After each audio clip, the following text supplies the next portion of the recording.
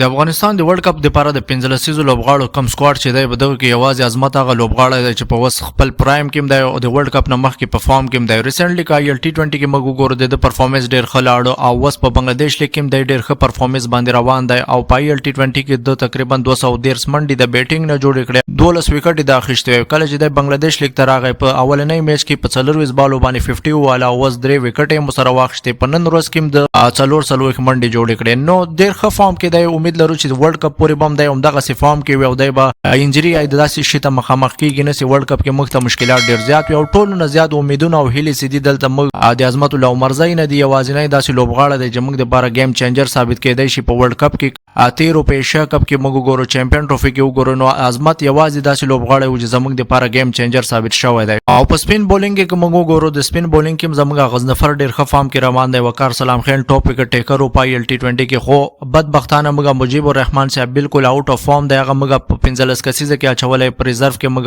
علامه محمد غزنفر اچولې دی او راشد چې کیپټن دی د ټي 20 ورلد کپ ته بزید هغه دلته فارم نشته. نو د ورلد کپ نه مخکې یوازینی عظمت الله عمرزای په 100% په فارم کې دی. نور لوبغاړو ته موږ وګورو نو 50% په خپل فارم کې دی او 50% بالکل داسې دي سیاره اوټ اف فارم دی. زموږ د نور لوبغاړي کې ګربازي کې نبی کې راشد خان نو ډیر زیات ټکول کیږي. ریسنټلی په ټي 20 کې په ټي 20 کې موږ دا ټول لوبغاړي ولیدل. امید لرو سیاره د ورلد کپ نه مخکې دوی په فارم واپس راشي او د ورلد کپ کې مخ ته یو بهترین پرفارمنس ورکړي. نو ټول نه زیات هیلې سدي دلته د عظمت الله عمرزای نه دی. نو خپل رائے په کمنټ کې اتمن را سره شریک کړئ او چینل اتمن سره سبسکرایب کړئ.